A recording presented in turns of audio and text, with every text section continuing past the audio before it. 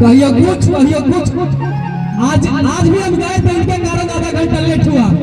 आज भी शायद इन धोआ रहे थे, चौकी के नीचे लुकाए थे, हम चिल्ला रहे हैं पारस भैया चौकी के नीचे लुकाए हुए थे।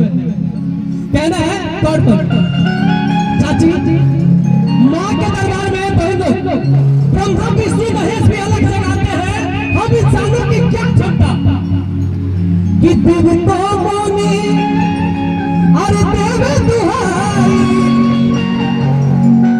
मैया तो जान न पाई। अरे है सब संसार अंशहारा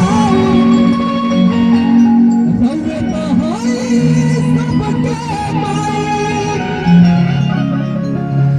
अब हम होने छोड़ देते नहीं, रउआ लोग तनी दोनों हाथ उठा सकत नहीं, आप सभी दोनों हाथ सभी लोग चाची सभी लोग जेकरा अच्छा लगा तो हमारी गाय की तनी दोनों हाथ उठाइए, वैसे रउआ लोग रुक गई और कहना